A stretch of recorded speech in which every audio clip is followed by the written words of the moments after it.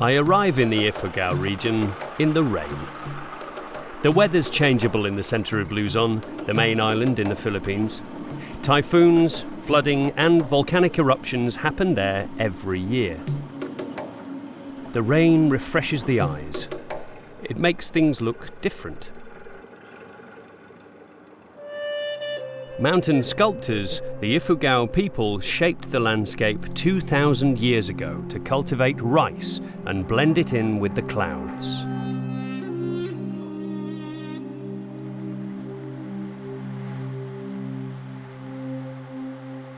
I'm going to Cambulo, a small rice-growing village where I hope to hear the hudhud, the epic song taught by word of mouth that tells the story of the Ifugao people and their mountains. I'm going back to the origins of the country, before Spanish colonization.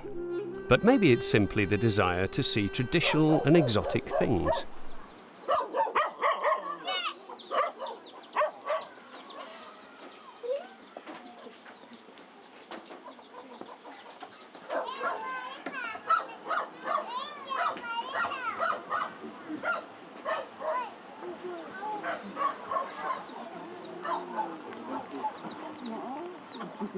The people of Cambulo agree to give a performance for me as they would at weddings or at celebrations to mark the rice grain calendar.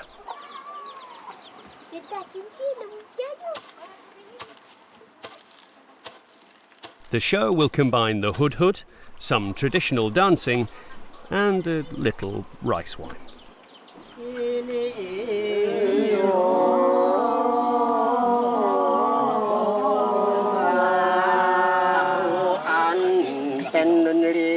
Takun na jukan takun pipinuhugan hi puralakti inoan panging ingaun takop mayam antogat balon apuro to kaati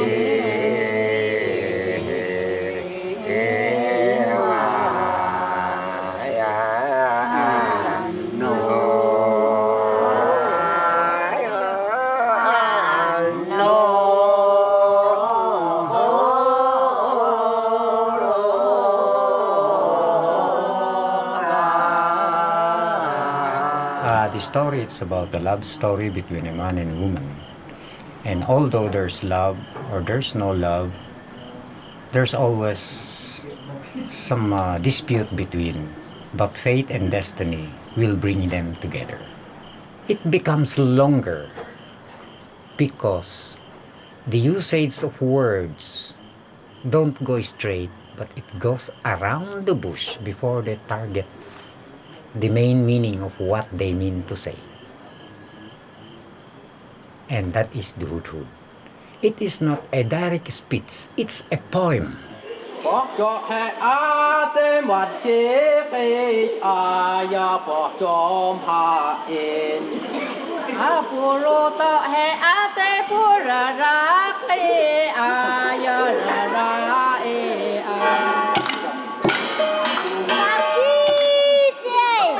Bapak sudah mesruinik an bubuk air an tumatayaw.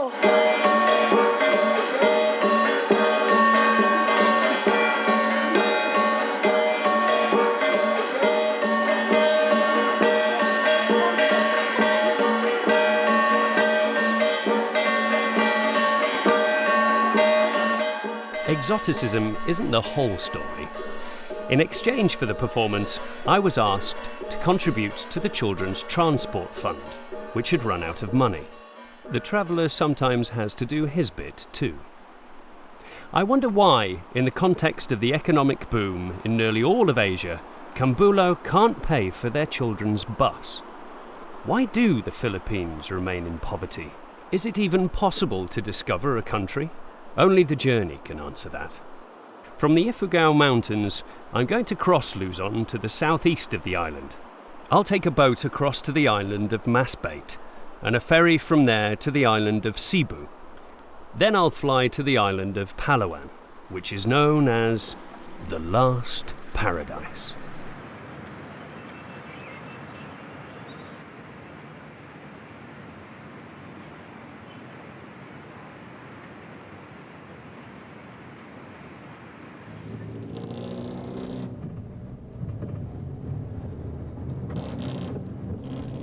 Manila, 14 million inhabitants and the centre of power in the Philippines. I'm curious about the country's living conditions. It's the human landscape that interests me. In town, I come across a gay demonstration. There are said to be 600,000 members of the Lad Party, which put up a transsexual candidate in the last elections. It's a paradox in an ultra-Catholic country, where homosexuality and the use of contraception are punishable by excommunication.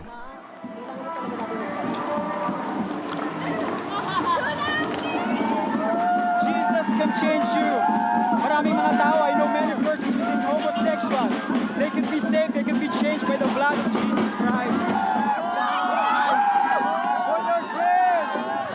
I still feel like we face discrimination on a daily basis. We love privately, but overall in our society and in the government, LGBTs have been discriminated against in our country. So we're here to represent and fight for our rights to be heard.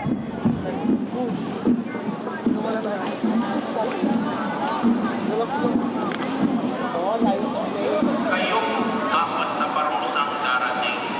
Ipakilala ninyo sa pamamagitan ng inyong pamumuhay na kayo'y nagtititig bilang tanda ng pagsisisi ninyo at pagtalikod sa inyong mga kasalanan. Taon-taon, pipili ka ng isang kasalanan na hindi mo gagawin. Hindi mo gagawin. Pagtawag sa iyo ng Panginoon, langit ka na. Amen? Maraming salamat. Oh, hi. Hi, I saw you yesterday at Gay Pride. What are you doing here by the church? Carlos Celdran is a social activist. 3 months ago, he entered the cathedral waving a sign promoting family planning in front of the bishops. He was imprisoned for 24 hours, and there are now criminal proceedings against him. Under Article 133 of the Penal Code, which dates from the Inquisition and is still in force, he risks 6 years in prison for blasphemy. What is the RH bill? The Reproductive Health Bill. It is a bill that's been sitting in Congress for the last 14 years. A bill that hopefully will provide contraceptives for free to the poorest of Filipinos and sex education in public schools. Right now, in the city of Manila, contraception is completely banned by the local government. Why? Is that Catholic? Catholic. There's a very fine line between separation of church and state in the Philippines.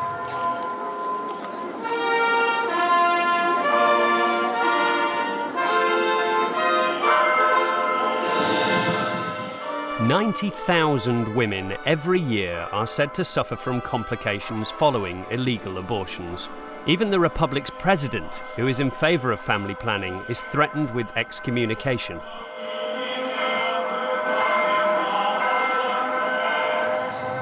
Historically, the Catholic Church has been really the only firm institution in the Philippines. The Catholic Church was the force that colonized the Philippines more than Spain, because Spain was too far. And since there's no idea that there was gold in the Philippines, it was kind of a low priority colony for the King of Spain. So the Philippines was basically run by the Catholic Church for 300 years. The Philippine birth rate far outruns the growth of the Philippine economy. The people who are increasing are the ones who, at the end of the day, becomes rather much of a burden to the state. I mean, we're talking about the poorest of the poor are the ones who are increasing because they're the ones who are not given the access to reproductive health. Simply because the Catholic Church is interfering from their right to plan a family.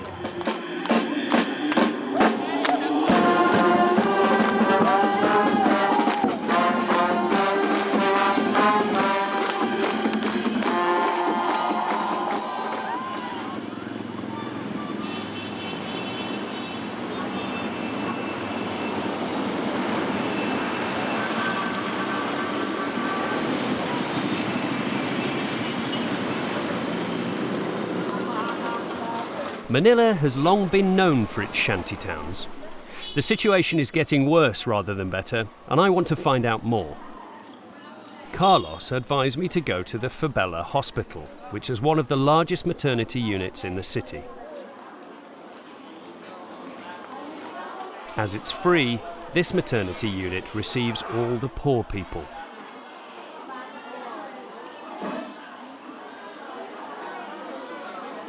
Two beds side by side for 4 women and 4 babies is the norm here.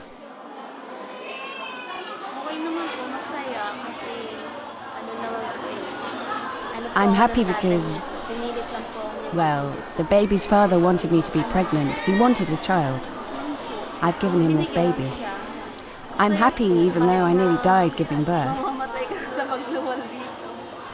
I'm happy, euphoric even though it was painful, even though I had to push and push. I'll do anything for my child. Why 6? We didn't really intend to. My last son is already 6 years old. I'm a Catholic and my husband's a Baptist. I don't think that affects us. I'm not the only one to have 6 children. Perhaps it's a gift for us. We were very careful, but this baby still came. It's the 8th time I've given birth. I had 7 children with my first husband, then these twins with my second husband. But they don't have a father. He's left. It's just them and me. They only have me left. Usually, pagka-high peak ko, over 100 po minsan. Pero sa ngayon, di ko po alam kung I don't have the exact number. Kasi bye-bye ko naman sila. In 1986, the population of the Philippines was 60 million. It has now reached 100 million, an increase of 40 million in 20 years, or 2 million per year. 34% of the population is under 15.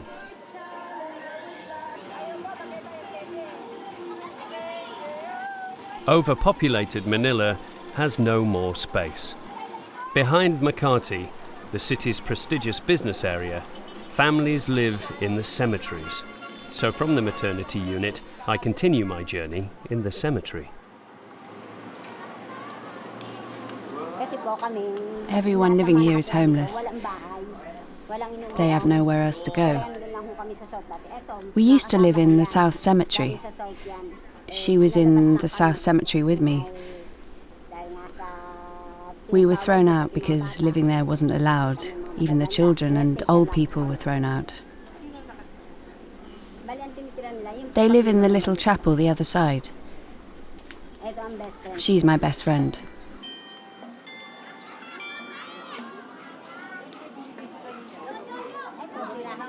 This is my little home. This is where we live. It's where I live. Well, I live here at the moment because I've got nowhere else to go. That's it. That's the way it is.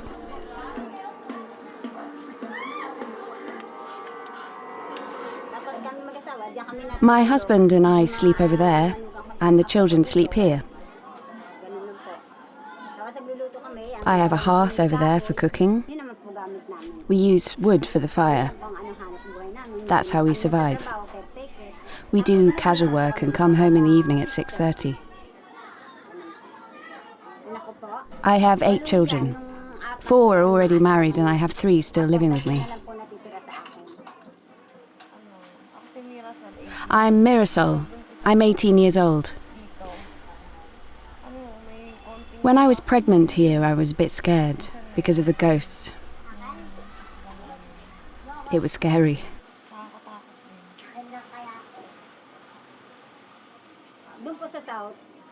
I lived in the South Cemetery since I was a child. That was where I grew up. I stayed there till I was 48. I've lived on this side of the cemetery for 2 years. We still work in the South Cemetery where we clean the graves. We earn about €2 per month. Sometimes we're paid and sometimes not, that's how it is.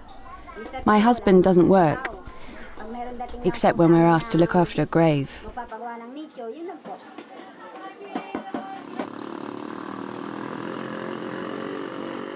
€30 million Filipinos are said to live on less than €1 a day.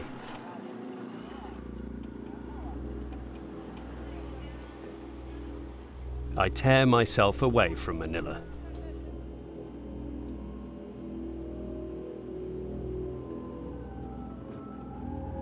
I go down to the southeast of Luzon via the town of Naga and the Mayon volcano to reach the coast at Pilar.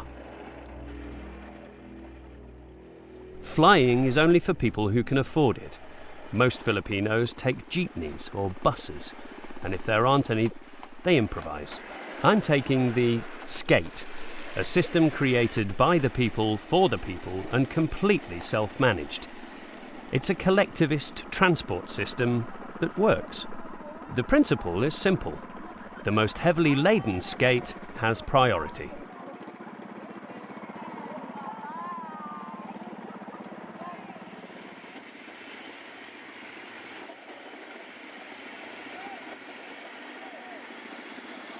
I realise that in the country, as in the city, there are people everywhere. People live together, sharing whatever comes along. In fact, the basic social unit in the Philippines is called the barangay, the village, and its organisation shows solidarity. It's not expensive because it's our only means of transport. Out of 20 villages in Mileo, ours is the only one with no road access. You have to change 3 times to go to Poblacion. No, 4 times. You leave here by skate, then jeep, then you take another jeep to NCC and another to Poblacion. This is our main transportation. I hope someone will be able to help us with funding for our road. We asked the Philippine Railways for a train, but they said that the rails would have to be repaired and there's no budget to do that.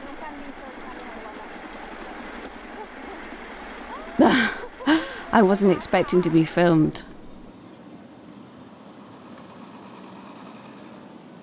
I flirt with Mount Mayon, an active volcano with an almost perfect conical shape, supposedly more perfect than Mount Fuji.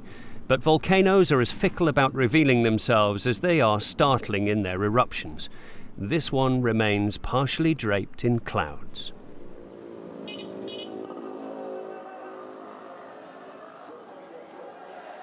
On Sunday afternoons in the Philippines, the men go to the fighting ring. I pass one on the way. You can hear it from a long way off.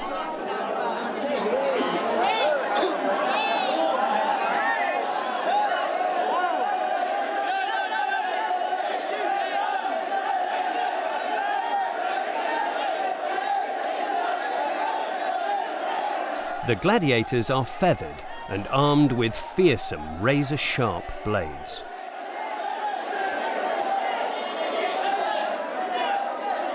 "80 fights take place, their confrontations lasting less than a minute.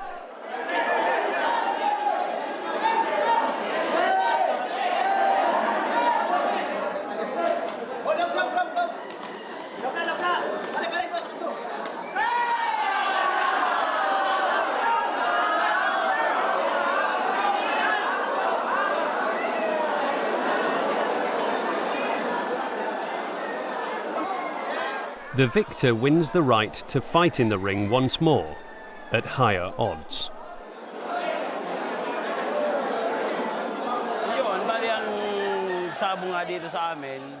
Cockfighting is part of our culture that comes from the Spaniards. Now we've made it into a business. You see all these people? It's their job. Some of them breed cocks, others sell them and make money with them. Some people have been able to send their children to school. Others have been able to finish school thanks to cockfighting. Then there are the carers, the people who fix the blades.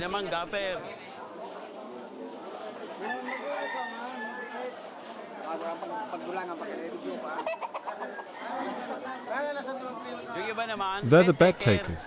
They're called Cristo. They're bet takers. They take bets from from all sides. That's what we have here.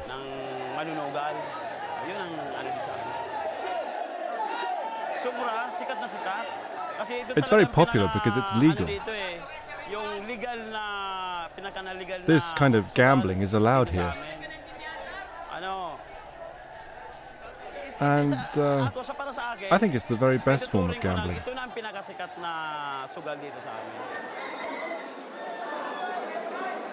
The money that is so necessary and so rare is as crumpled as a scrap of paper that you throw away.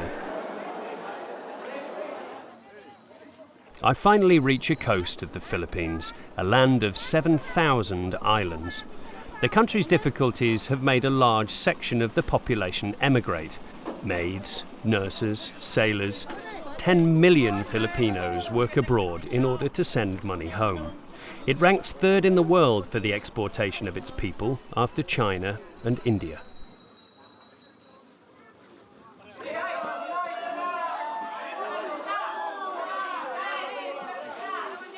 The sardine fishermen have stayed in Pilar, the small port where I'll take a boat from Luzon to the island of Masbate.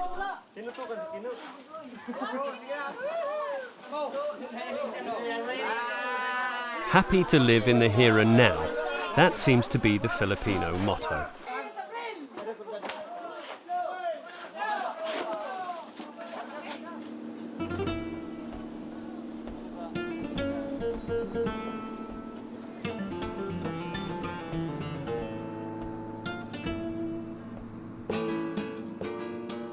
Travelling is an adventure. You set off looking for one thing and you discover another. I imagine the Philippines surrounded by white sand and bathed in sunshine, but I see people, my contemporaries, people like me, and I look at the way they live. It's not the image conjured up by the guidebooks, it's real life.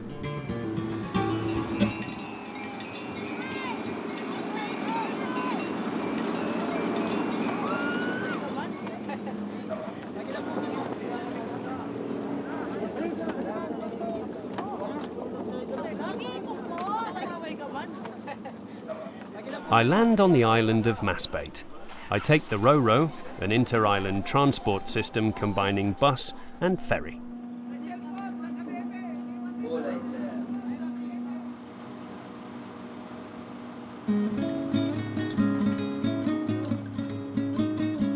I cross Masbate to the port of Katangan, and then I take the ferry to Bogo on the island of Cebu.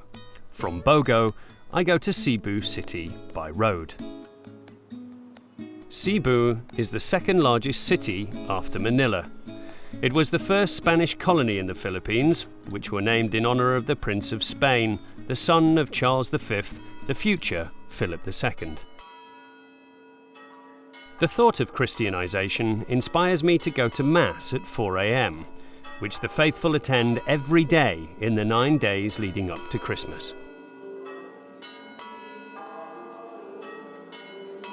It's a funny sort of Mass, with a combination of paternalism and stand-up. Di ni tata nasuko sa iyang anak, kaya di palit sa iyang anak, mahal tayo.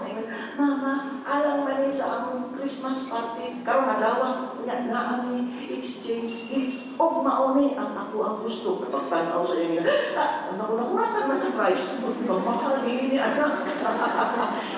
Murag 5 naman ni kilo nga kuan, karne, sige lang mama kay mauna akong gusto. Tanawa, kabalo mo bilang price, 795. Tapat man ako. Dili siya gusto ang inahan. Kabalo ka namang teknik sa kabataan. Di ba?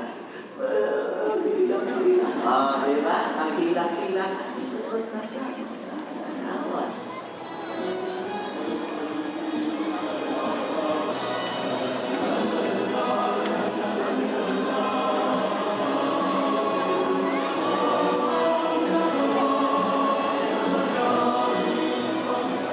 At the time of colonisation, Ferdinand Magellan was making the first circumnavigation of the world.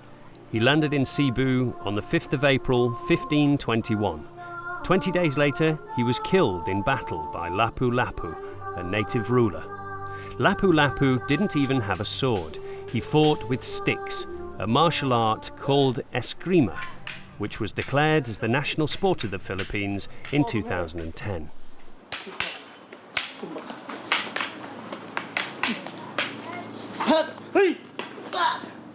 The Spanish soldiers and the Filipinos are fighting each other because, here when they arrive in Mactan Island, the chieftain there is our national hero, one of our national hero, Lapu-Lapu.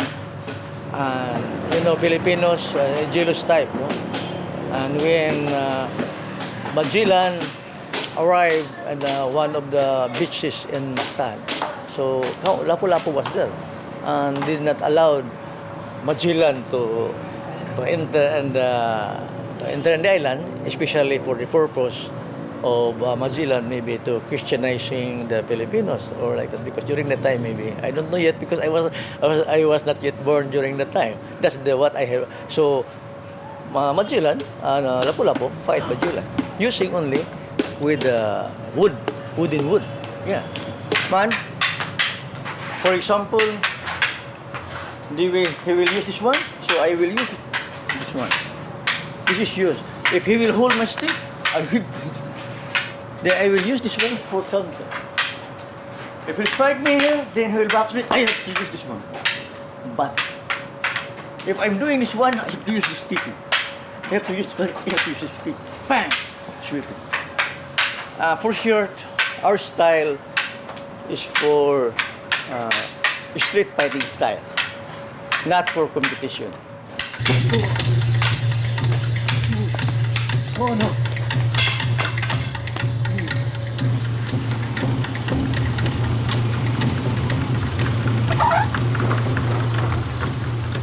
I travelled to Danao, not far from Cebu. It's a small city that's known for its gun industry. About 100 formerly illegal gunsmiths were brought together into a cooperative under the control of the state. There's constant violence in the Philippines, with the armed struggle of the Islamic Moro National Liberation Front in the south of the country, the guerrilla struggle of the Maoist New People's Army in the north, and the robust democracy practiced by gangs who like to talk with guns. This is how we started this receiver. We have the pattern, and we have this solid metal. We just put it here and have it cut. Then bore it here, then this is the outcome. This is already almost finished. This would be, we could fire this one.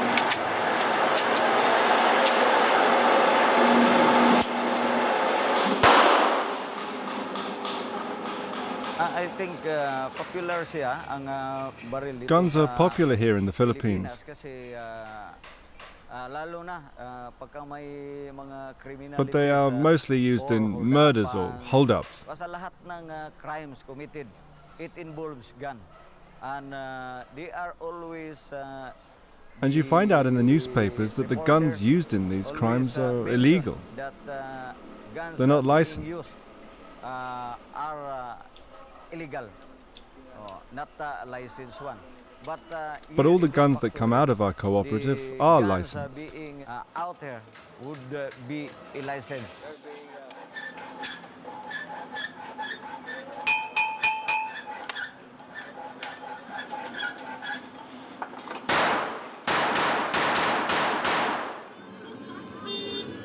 In this country with such a huge crime rate, the prisons are overcrowded and rehabilitation of criminals is a challenge for society.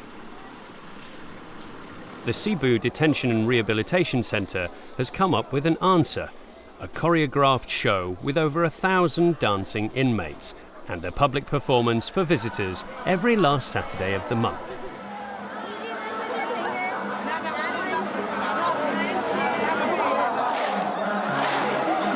Dancing in prison. The Filipinos have maybe invented something that could revolutionize our perception of prison life.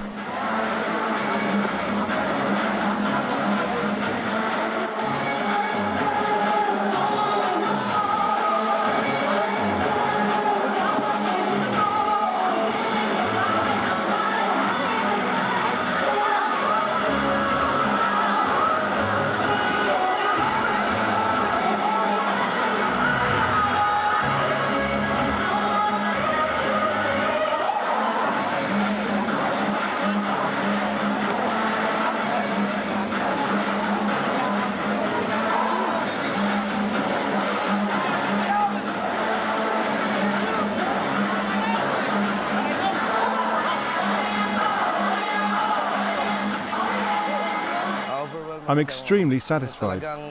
We're all very happy. We didn't expect to get so much international exposure. No, really. For us, it was just a program of rehabilitation through exercise. We put it on YouTube just to see, and people who saw it were so surprised. They wondered if we were real inmates, real prisoners, if it was a real prison. Really? Were there orange clothes, really prisoners' uniforms? And then people started to come here and it became a huge success. We couldn't believe what was happening. We were famous.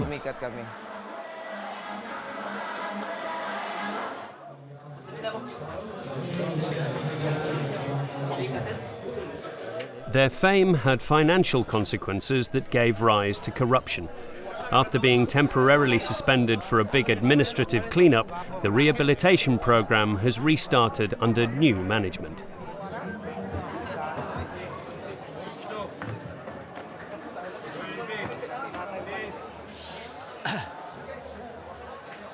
I'm lucky enough to go in there for just a few hours. As of this moment, they're very busy distributing shoes because, the governor give them shoes, all inmates. I was allowed to pay an unrestricted visit. There are 1,500 prisoners here, including 60 women. There are 14 people per cell. Morning. Hello, sir. Hey. Morning. Morning. Morning, sir. We like dancing. No one forces us to do it. I didn't know how to dance before, but I've learned in the 10 years I've been here. I don't know how long I still have to serve. All of us here are waiting for our cases to be processed. It's hard because we're a long way from our families.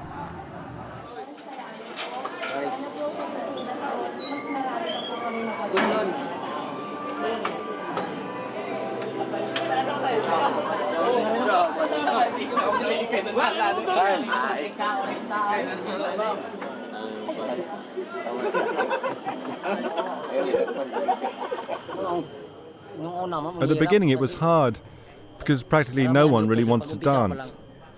They didn't want to do it. But after a while they decided to do it because it has advantages. It's good for the body. It's good exercise. I'm happy when people say, "Hey, I saw you on YouTube." So I say, "Thank you."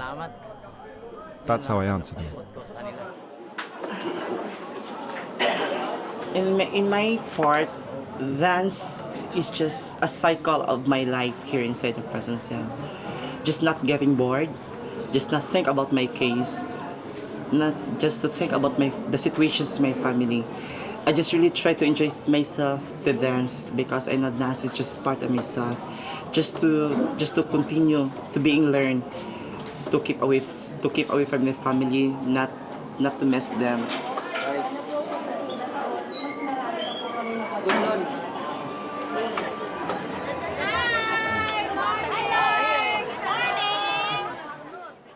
Which of you dances? Us three. How long have you been here? She's in for murder. I've been here 2 years, she's been here 3 years. How long have we got left? It depends. She committed a murder, I'm in for drugs. She's in for drugs too. She's in for gambling. All our cases are different. What's your life like here? Happy. We're happy. Happy and sad.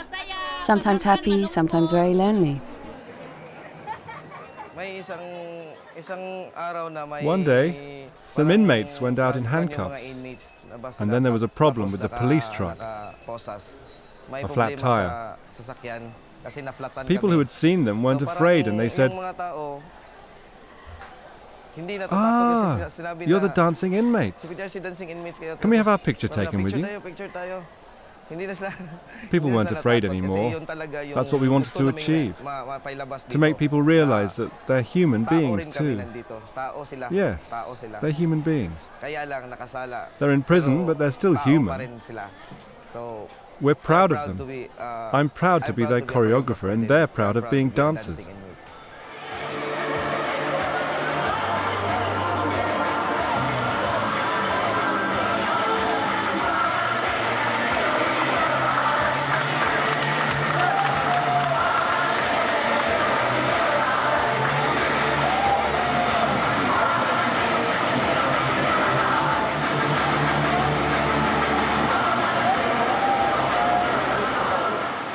The CPDRC allowed me to use a truck to go back to town.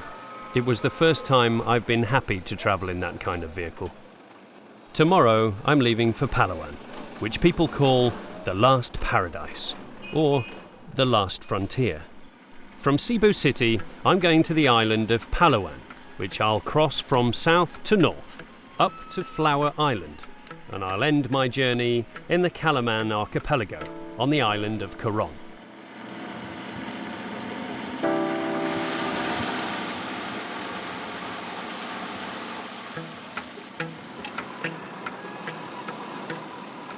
At the start of my journey, I had landslides to contend with. Here, it's floods. And these floods are apparently not just a natural phenomenon.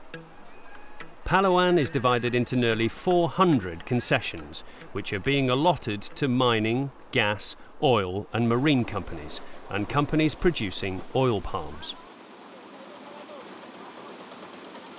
There's a conflict brewing between the authorities and the local people, who are opposed to a nickel mine which they blame for the flooding. The mining industry can really affect people's lives here. We all depend on irrigation to cultivate the rice.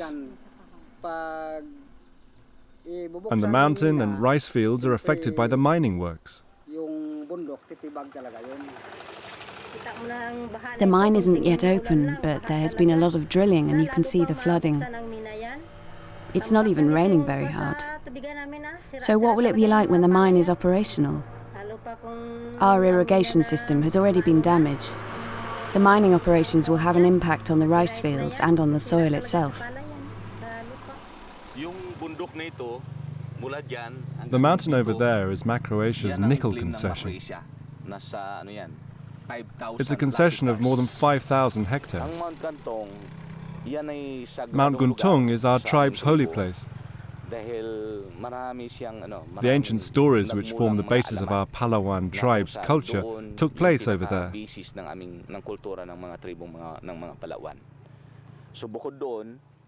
Mount Guntung is also a source of water. It's covered with rainforest which regulates the hydrography. It maintains the volumes in the Masin and Sabsaban rivers, and it's very important in summer during the dry season.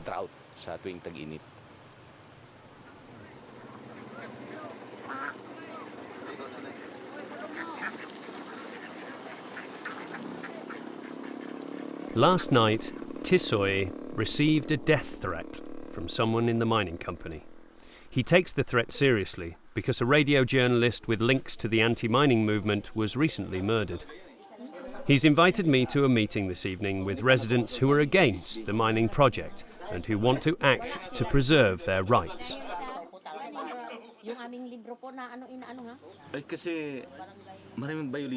The law is being violated often, very often. It's as if, how can I put it? In fact, they're cheating. They're taking shortcuts with the law. They're buying the authorities. In theory, the law is there to protect us. In theory. But in reality, it encourages investors and companies. It's on their side. Not on the side of the people. Not on the side of poor people. It supports the capitalists, not the Filipinos.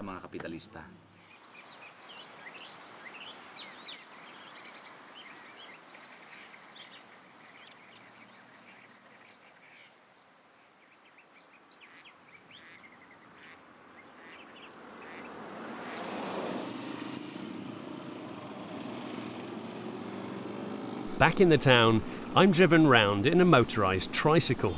Across the Philippines, I've seen several unusual means of transport. Each province has its own style. Here, the tricycle is king.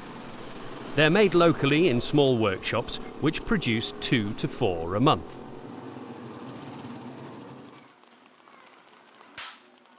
When the police came to investigate Jude in Abracia because he displayed a communist flag, he explained that it was simply because of his name. He likes the play on words. My surname is Abracia, and it sounds like Russia. That's why I put up the flag. Abracia, Russia.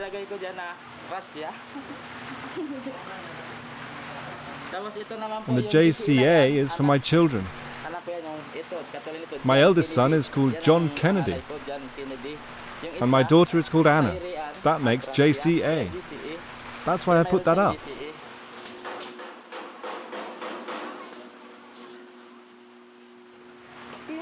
Who gives the names to the tricycles? That one's called Trisha. Trisha is the name of the tricycle owner's daughter. The other designs come from manufacturers of racing gear. They're sports brands. But Trisha really exists. It's the name of a real person.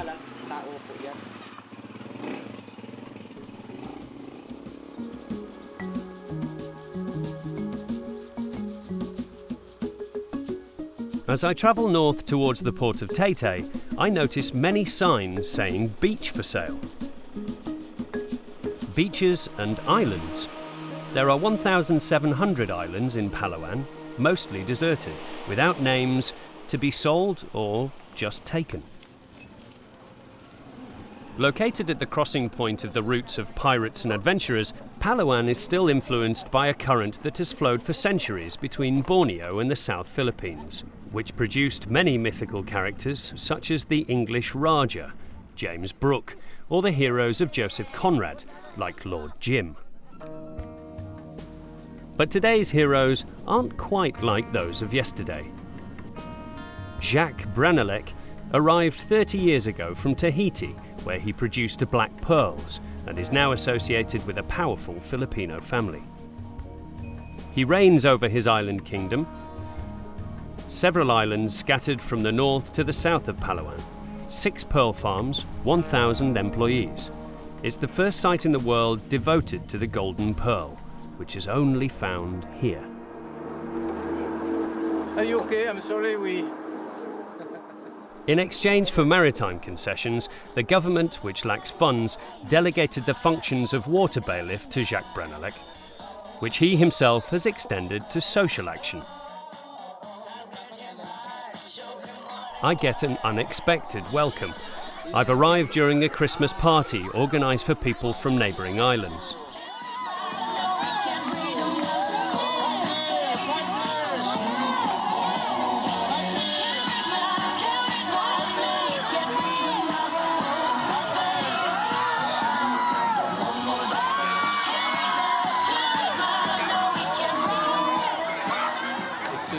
These are our nearest neighbours, so we've developed excellent community relations with them. It's a bit like a family. You know you love me, I know you care. Shout whenever, and I'll be there.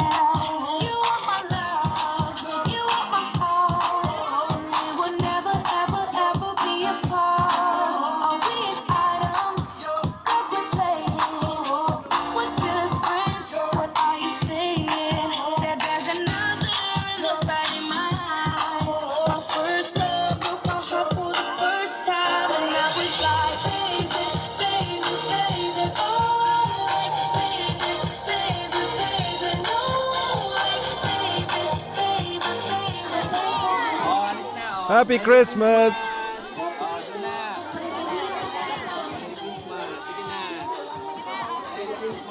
Thoroughly integrated into the country he loves, Jacques Branelac wants to face up to the real challenges in the Philippines. Ilang baboy nang matay na yon? Ilang baboy? It's a wonderful country with wonderful people. There's a lot to do and there's room for people who want to do things. You can solve the problem of poverty if you give people some fairly simple things. You're not talking about large amounts of capital, but you need to make the quality of provincial life interesting so that people don't want to go to the city. That's why they need to find a complete and balanced life with, above all, good nutrition. That's easy because everything grows. The problem with the increasing population is that there isn't enough of the original biodiversity left, because it's all been destroyed. They exhaust all the resources in one place and then they move to the next place. And when there's nothing left, they either starve to death or they go to the city to find jobs and live in slums. So we really have to find sustainable forms of development so that people stay on the islands. Instead of imposing the same thing everywhere, what we've done is develop pilot projects and created a desire. Look, the economic conditions are better here. The people live better on this island. Why don't you do the same thing? So we don't impose things. People come to us to ask for training in organic farming or training in seaweed cultivation, for example, or cultivating sea cucumbers, for which there's a huge demand in China. And that gives some very interesting alternatives. These projects supporting local populations, which also serve as a laboratory for an alternative model for fighting against poverty, are financed by the pearl farms. I go with the divers to collect the oysters whose pearls have reached maturity.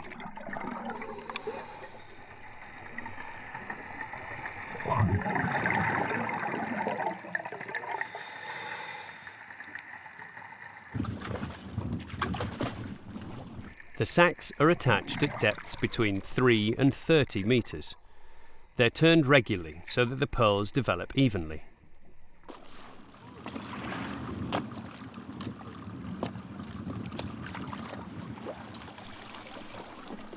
Each oyster will be handled 300 times over a period of 5 years.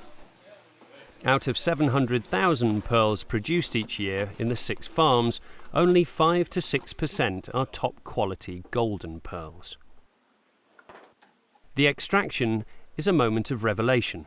The pearl can be imperfect or a pure marvel.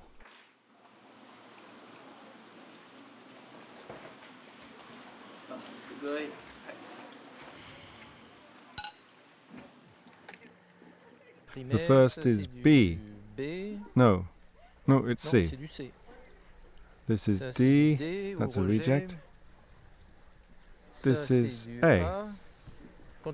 When you think about the life story of the pearl, the sun's energy produces plankton. The plankton feeds the oyster creates calcium, its shell, and then man comes along and asks, "Can I borrow your shell and your energy to create something even more beautiful that will be the shape and color of the sun?"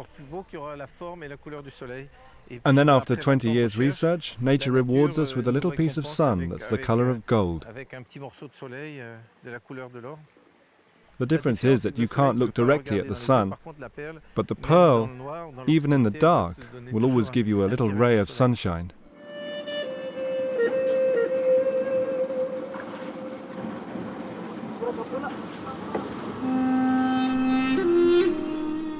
I reach the island of Coron. The sun is shining on this final stage.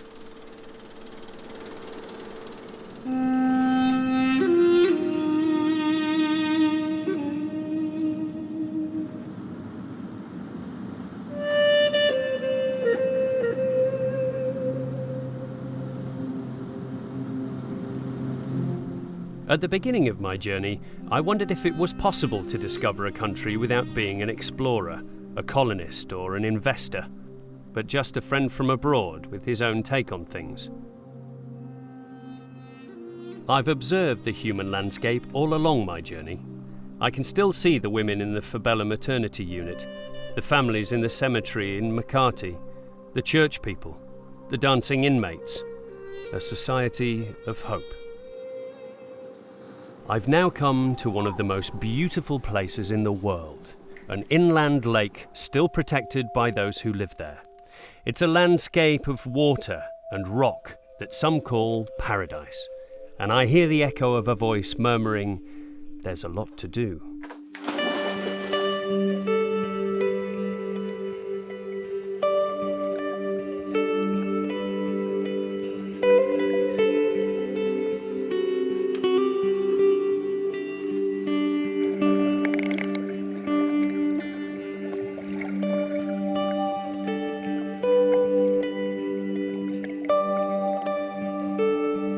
As for the last frontier, I'm still looking for it.